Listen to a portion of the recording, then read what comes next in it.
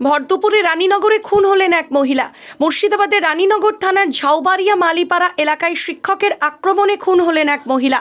ওই ঘটনায় জখম আরও তিনজন। মুর্শিদাবাদের রানীনগর থানার ঝাউবাড়িয়া মালিপাড়ার এলাকার ঘটনা।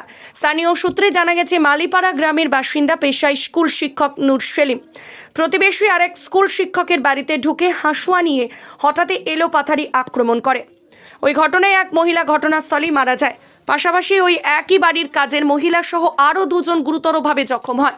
ঘটনার পর চিৎকার চেঁচামেচি শুরু করলে স্থানীয় লোকজনের ছুটে গেলে অভিযুক্ত স্কুল শিক্ষক নূর সেলিম ঘটনাস্থল থেকে হাঁসুয়া হাতে নিয়ে পালিয়ে যায়।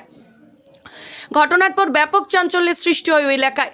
প্রতিবেশীদের তৎপরতায় আহতদের উদ্ধার করে তড়িঘড়ি গোপনপাড়া গ্রামীণ হাসপাতালে নিয়ে যাওয়া হয়। সেখানে নিয়ে গেলে রিজিয়া বিবিকে, বয়স 34, মৃত বলে ঘোষণা করেন কর্তব্যরত চিকিৎসক। পাশাপাশি আশঙ্কাজনক অবস্থায় তিনজনকে বহরমপুরের মুর্শিদাবাদ মেডিকেল কলেজ হাসপাতালে স্থানান্তরিত করে দেয়।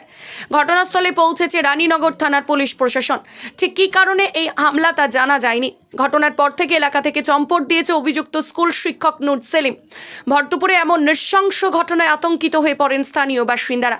নিজে একজন স্কুল শিক্ষক হয়ে কিভাবে অন্যের বাড়িতে ঢুকে দিন দুপুরে হামলা চালালো তা বুঝতে পারছে না পাড়া প্রতিবেশীরা। অভিযুক্তের সন্ধানে তল্লাশি শুরু করেছে রানীনগর থানা। কিছু হয়তো কিছুই আমরা জানি না, কোনো ঘটনা না। প্রতিদিন ওই রেখাকে নিয়ে, খালিদকে নিয়ে, মানে ওর হাজব্যান্ডকে নিয়ে, আর ওই ছেলেটা মোটরসাইকেলে যায়, স্কুলে যায়। আজকেও গিয়েছে, কিন্তু আজকেও গিয়েছিল, দেখেছি। আর আমি সবার সাথে কাজকাম সেরে আমি ওপরে একটু কাজ করছি।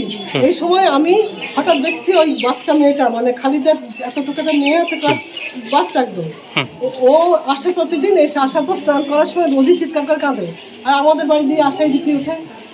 আমরা ভাবছি যে ও কোথায় চান করাচ্ছে, তাই বোধহয় চিৎকার করছে। তখন আমাদের হাজু সাহেব, মানে আমার হাজব্যান্ড, ও বলছে, এই কাঁদছিস কেন, কাঁদছিস কেন? আমরা বলছি এমনি, কাঁদছিস কেন, কাঁদছিস কেন? কিন্তু কিছু বলছে না। তারপর দেখছে আমার ভাসুর চিৎকার করছে, এই এই এই করছে।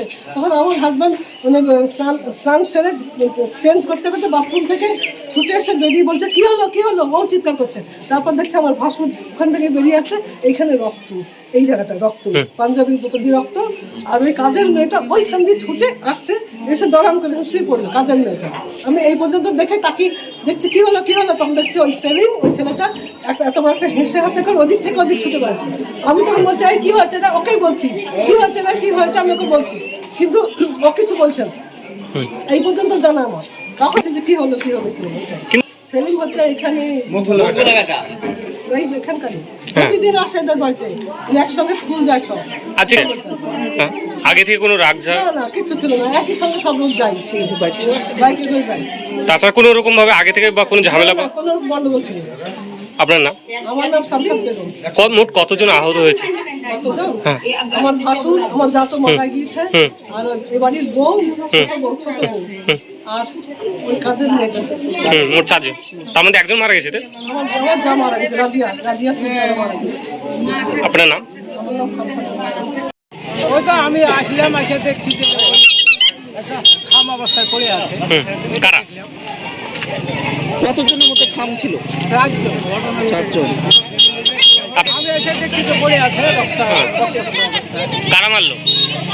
মারেছে তো, ওকে তো দেখিনি, সেলিম তাদের, সেলিম কেন মারলো? কেন মারলো সেটা আমরা বুঝতে পারছি। আগে থেকে কোনো রাগ বা কোনো ছিল? তাও ওদের বাড়ির লোকই তো বুঝতে পারছে। মোট এখন কজন জখম হয়েছে? 4 জন। মারা গেছে কজন? মারা গেছে 1 জন। আপনার নাম? আমার নাম ভুট্টু।